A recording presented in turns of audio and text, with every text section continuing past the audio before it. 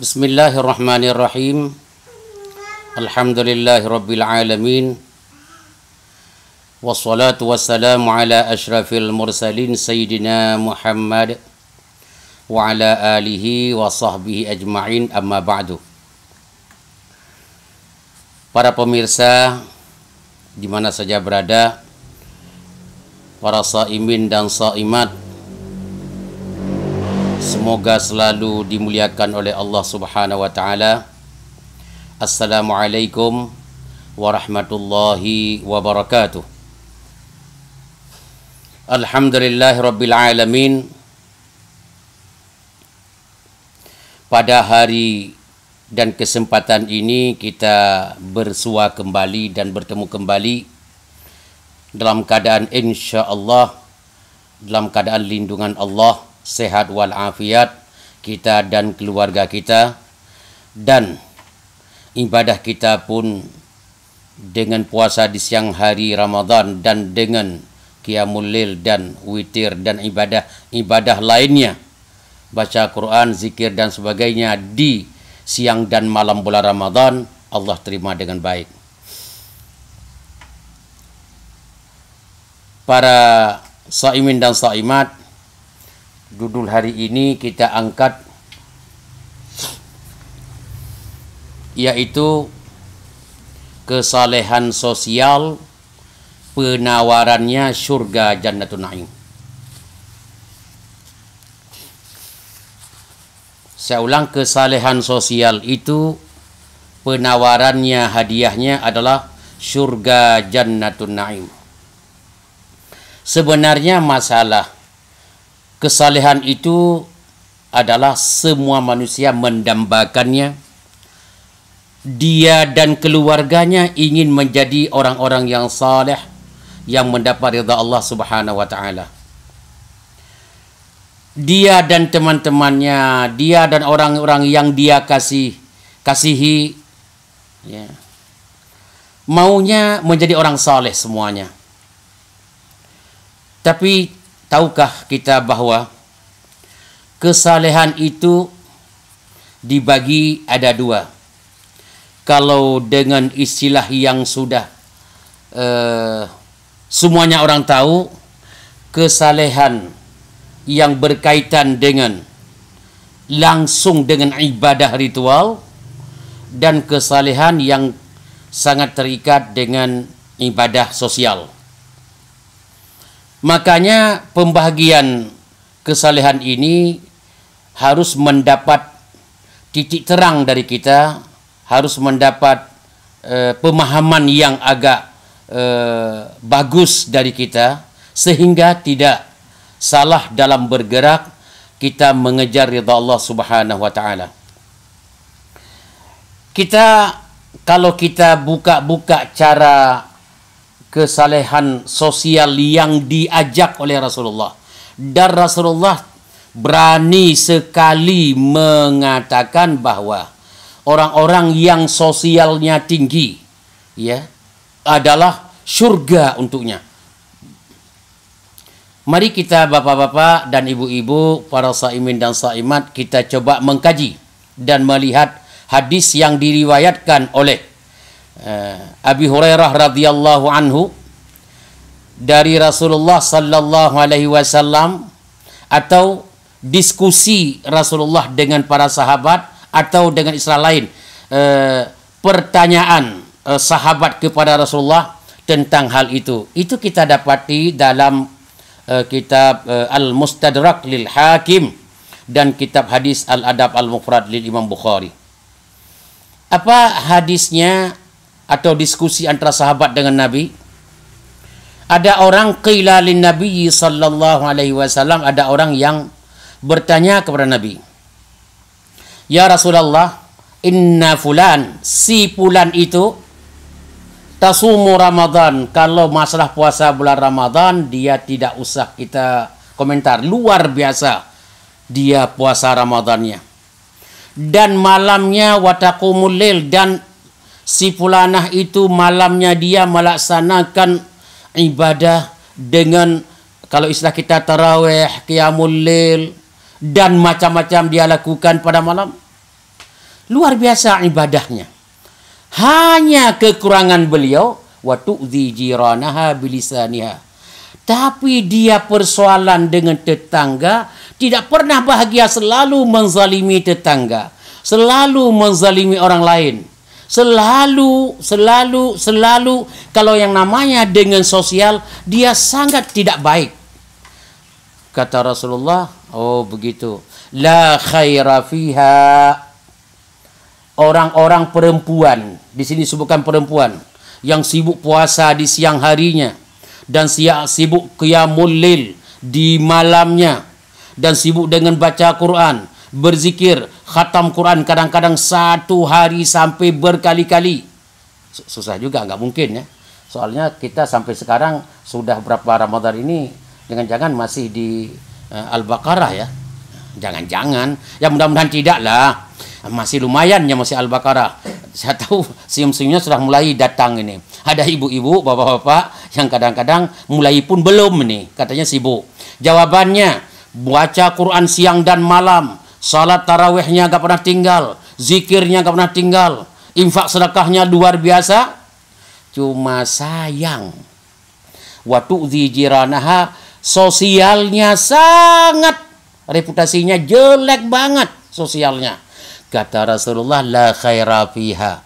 Orang-orang perempuan yang semacam itu, atau laki-laki juga semacam itu orang yang tidak bagus dalam hidupnya. Hiya, orang perempuan yang seperti itu, finnar, neraka jahanam di hari akhirat. Lah, kaget. Dia kan puasa, iyalah. Kan dia qiyamul lail, iyalah. Tapi kan dia mengamalkan amalan saleh banyak sekali, iyalah.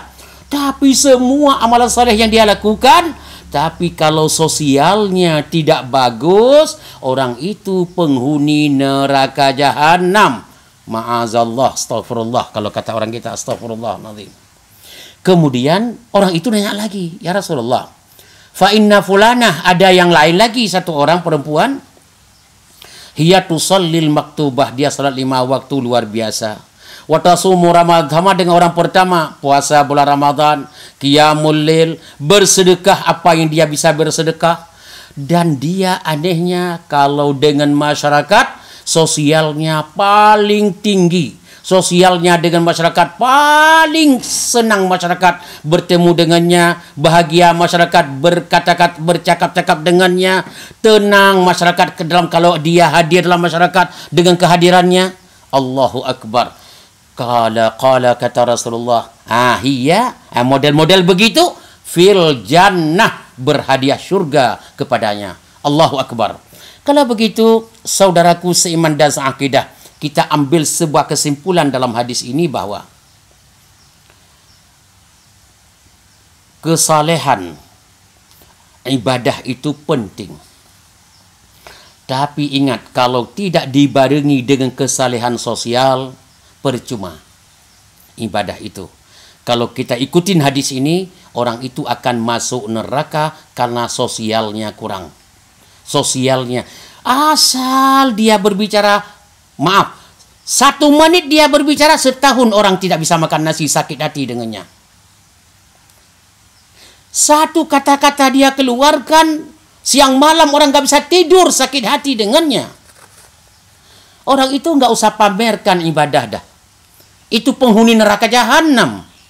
Oleh karena demikian, ayo kita, ibadah ritual kita kencangkan sekencang-kencangnya, dan sosial kita bentuk seindah-indahnya kalau mau mendapat surga Allah Subhanahu wa taala. Oke, tiba-tiba ini kita alihkan kepada kenyataan. Tiba-tiba ada bapak dan ibu senang mendengar kajian-kajian lewat YouTube, kajian lewat Facebook, kajian lewat Instagram, kajian-kajian lewat Zoom dan sebagainya. Ada ustadz yang mengatakan, apa kata ustadz? Barang siapa yang beristighfar dengan penuh keyakinan, orang itu akan terampuni dosa dari Allah Subhanahu wa taala. Salah satu istighfar yang mantap, dia begitu subuh sudah keluar matahari, kata penceramah tadi. Ya, dia melaksanakan salat duha dan dia mengucapkan setelah salat duhanya, Allahumma ghfirli, ya Allah ampunilah dosaku, wa tub alayya, dan terimalah taubatku, innaka antal ghafurur rahim, innaka antat tawwabur rahim, engkau maha penerima taubat ya rabbal alamin.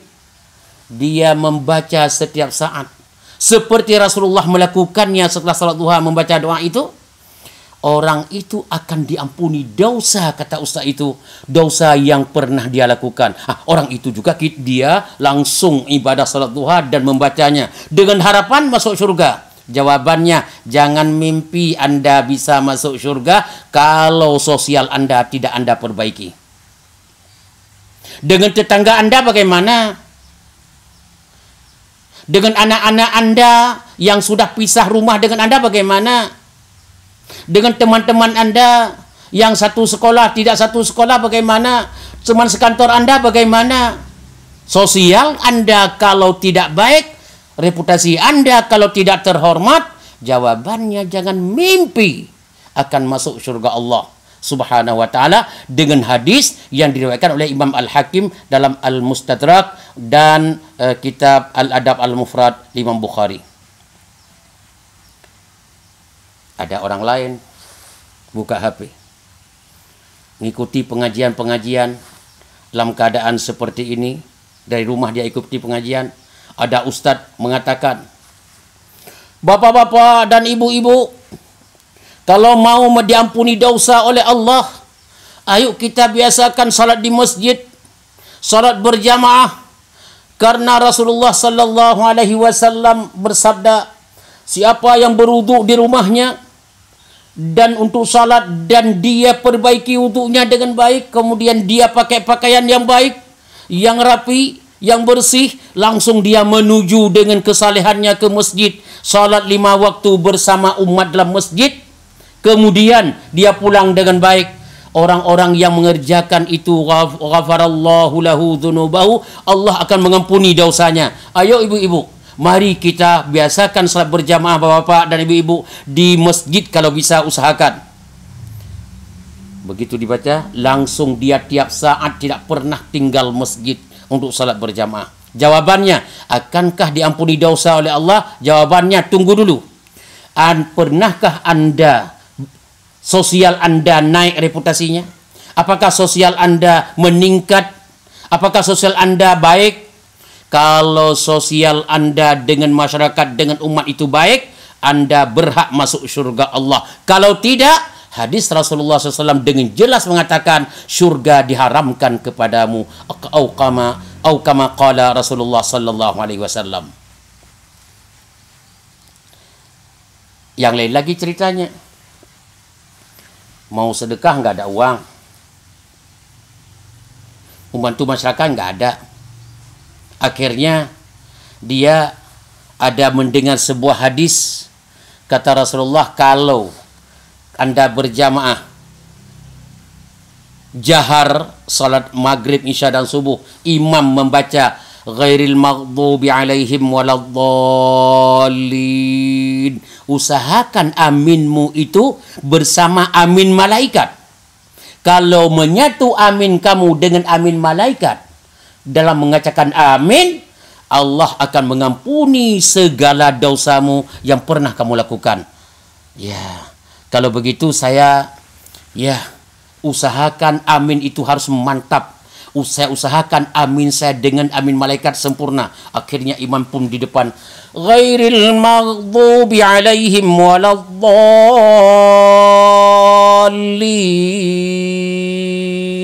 Di belakang pasang badan dia. Amin. Dia berusaha supaya amin dia bertemu dengan amin malaikat untuk mendapat pengampunan Allah. Akankah orang itu mendapat pengampunan Allah? Akankah orang itu kalau meninggal dunia masuk surga Allah? Jawabannya, lihat hadis yang pertama tadi. Reputasi kamu dengan masyarakat bagaimana? Kehadiranmu dalam masyarakat bagaimana? Pernah nggak kamu nguping masyarakat belum berbuka puasa karena tidak memiliki uang? Pernah kamu menguping bahwa temanmu Penting sekali dia ingin membayar listrik-listriknya sudah tidak terbayar. Rumahnya sudah mau diusir oleh tuan rumahnya. Pernah kamu pikirkan itu? Kalau sosialnya tidak baik, sebanyak apapun yang Anda lakukan, jawabannya tidak ada punya nilai dari Allah Subhanahu wa taala, kecuali benahi ritual ibadahmu dengan baik dan benahi sosialmu dengan baik juga. Kalau balancing kedua kesalehan itu, kesalehan ritual ibadah biasa dan kesalehan sosial, Anda akan mendapat luar biasa dari Allah Subhanahu wa taala, yaitu syurga hadiah untukmu. Saudaraku seiman dan seakidah, sebenarnya kalau kita mengambil sebuah kesimpulan, saya dengan kencang mengatakan, kadang-kadang, kalau boleh saya katakan, ibadah ritual itu adalah penting. Salatmu penting. Salat berjamaah di masjid penting. Puasamu, qiyamul lail, tarawih, witir, infak, sedekah, dan yang lain penting. Tapi jawabannya, sosialmu, tetanggamu, temanmu, sahabat-sahabatmu, menjerit enggak? Yang kamu dengar menjerit enggak? Kalau mereka menjerit tidak mendapat respon dari kamu, jawabannya ibadah kamu itu percuma saja, sesuai dengan hadis yang kita sampaikan tadi. Kalau begitu, jangan mimpi orang yang sosialnya tidak baik, jangan mimpi akan masuk surga Allah Subhanahu wa taala. Pegang kalimat itu. Saudaraku seiman dan seakidah, oleh karena demikian, saya juga mengajak di penghujung penutup kita ini bahwa penutup kajian kita, zikir yang paling bagus yang diucapkan di dalam bulan Ramadan ini adalah La ilaha illallah. Itu salah satu zikir yang paling bagus diucapkan. Dan afdalid doa, doa yang paling bagus diucapkan adalah Alhamdulillah.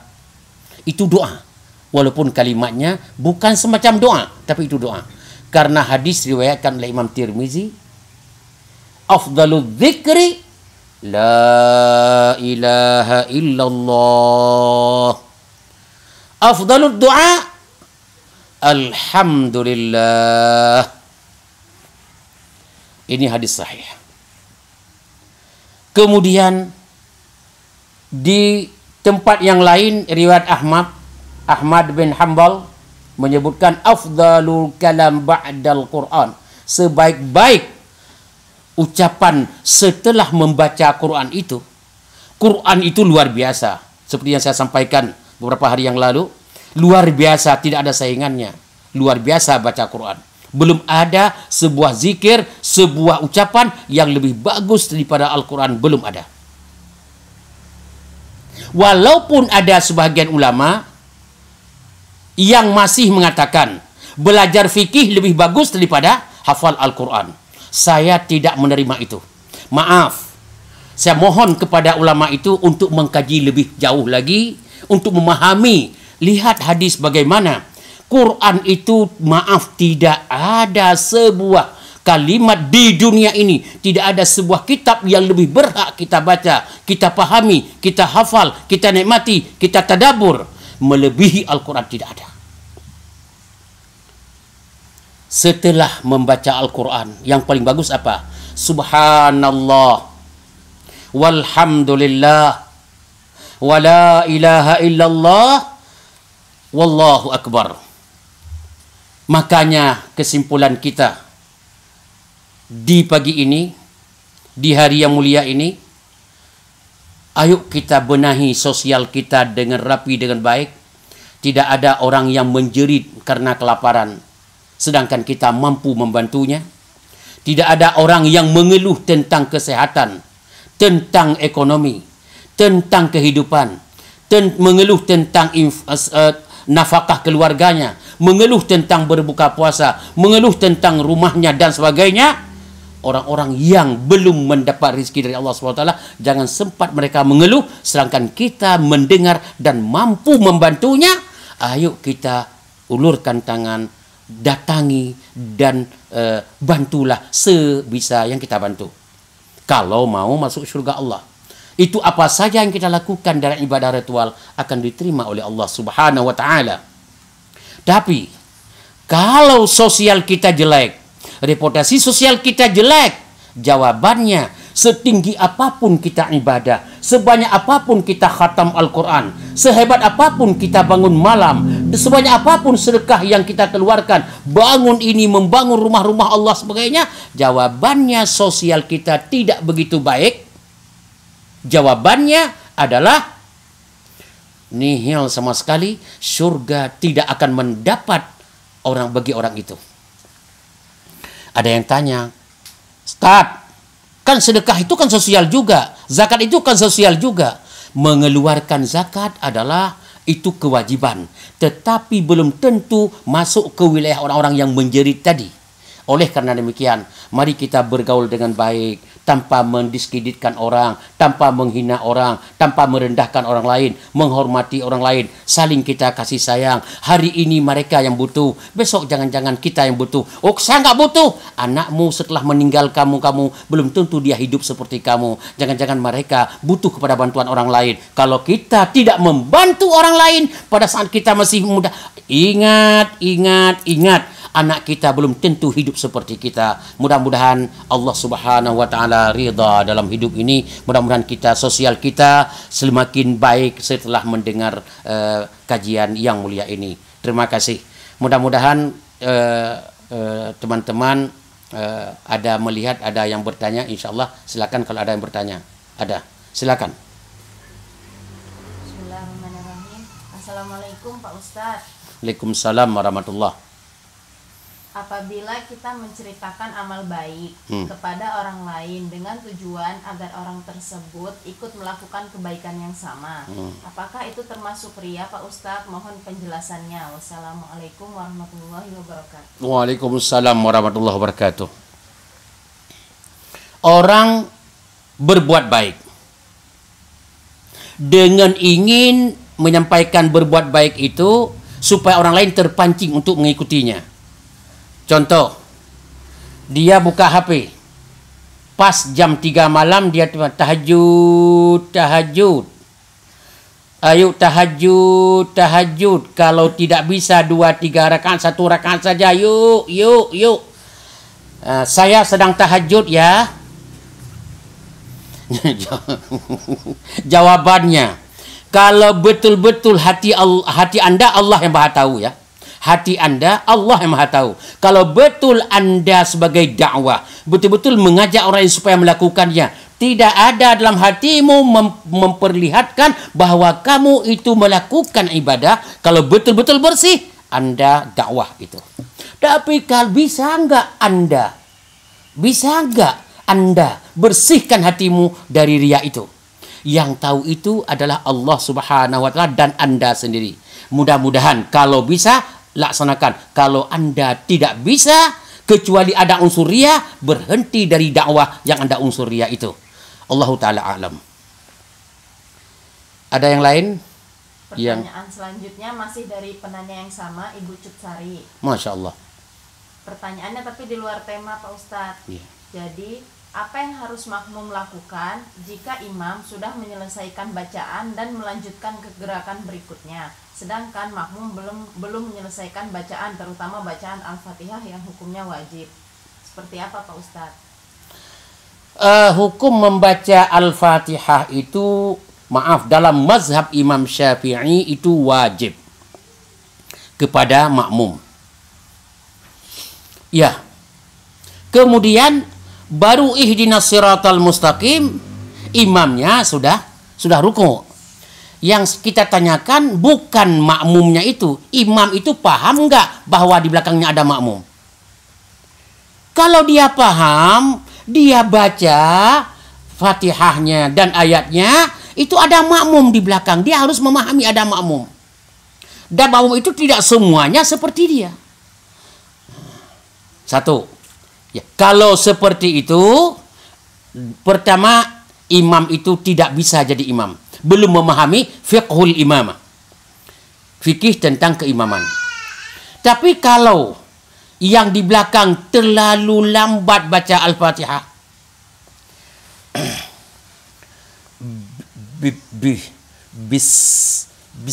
sinnya padahal dia nggak ada gigi,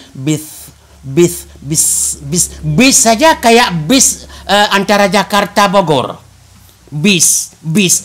Bismillah atau bis mau naik bis. Kalau itu yang dia lakukan, itu makmum itu tidak siap menjadi makmum.